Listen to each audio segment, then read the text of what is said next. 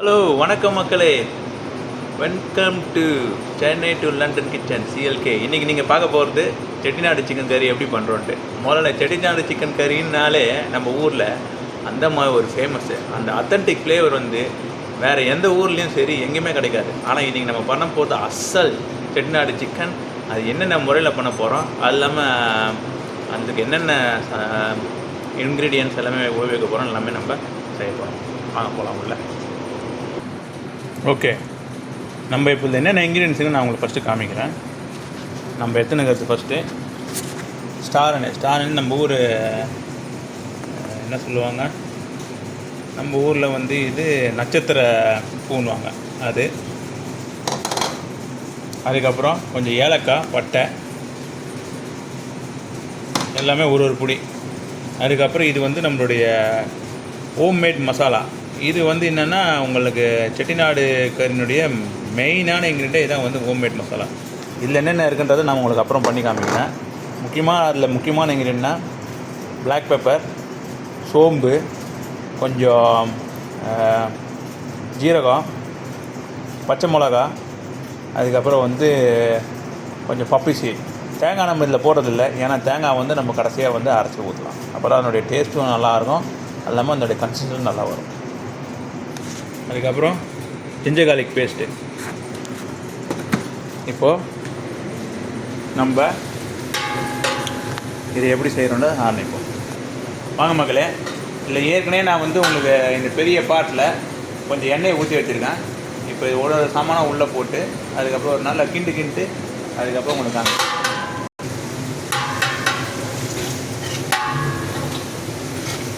Okay, எண்ணெய் எல்லாத்தையும் போட்டாச்சு. நல்லா சாமான கொட்டை உள்ள. ஓகே, நான் போட்டாச்சு.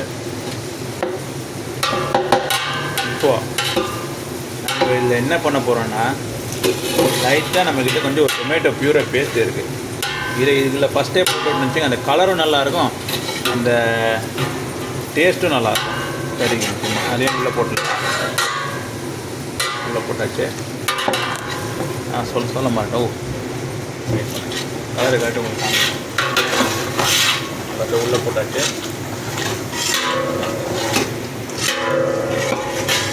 அடுத்து நல்லா இதை ஒரு பொரிஞ்சு வருகிற வரைக்கும், நல்லா குக் ஆகிற வரைக்கும் ஜிஞ்சர் கார்லிக் பேஸ்ட்டு வெயிட் பண்ணலாம். அதுக்கப்புறம் என்ன பண்ணுறதை பார்ப்போம்.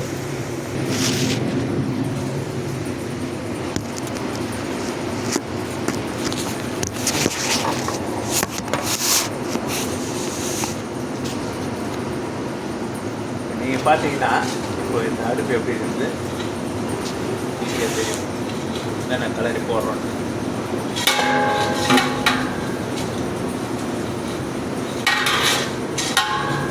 நம்மளுக்கு இன்னும் அந்த வீடியோ ஹோல்ட் பண்ணுற ஹோல்டர் இல்லை, இருந்துச்சுன்னா இன்னும் நல்லாயிருக்கும்.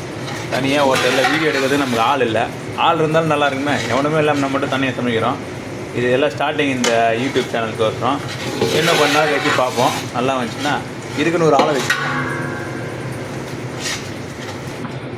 அடுத்து என்ன பண்ண போகிறோம்னா, நம்ம ஆல்ரெடி ஆனியன் மசாலா கொஞ்சம் ரெடி பண்ணி வச்சுக்கோம். ஆனியன் மசாலான்றது எதுவும் இல்லை, நம்ம வெங்காயத்தை வந்து நல்லா வந்து சுடு தண்ணியில் நல்லா தண்ணி ஊற்றி நல்லா சூட நல்லா பாயில் பண்ணிட்டு அதை பேஸ்ட் ஆக்கி அதை ரெடி பண்ணி வச்சுருக்கோம்.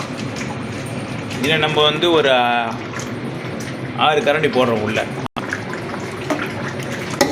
அடுத்து வந்து நம்ம என்ன பண்ண போகிறோம்னா, இப்போ நம்ம வந்து அந்த ஆனியன் பியூரை வந்து உள்ளே போட போகிறோம். ஆனியன் பியூரை ஒன்றும் கிடையாது, ஒரு ஆனியன் பியூரன் நீங்கள் ரொம்ப பெருசாக நினச்சிக்கலாம். சிம்பிளான மெத்தடில் உங்களுக்கு சொல்லித்தரேன், மோர் ஈஸியாகவும் இருக்கும்.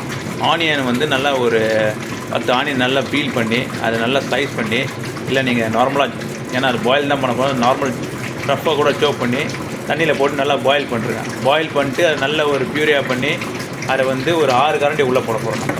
ஓகேங்களா, பாருங்கள். 6 கரண்டி உள்ளே போட்டு நல்லா கொதிக்க வேகுது.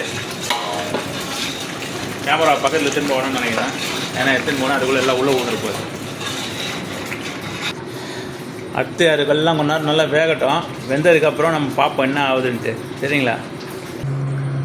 ஆனியன் நல்லா வெந்துன்னு இருக்குது. அந்த மீன் நம்ம ஒரு சின்ன பிரேக் போயிட்டு வரத்துக்குள்ள நல்லா இருந்து நடக்கும்.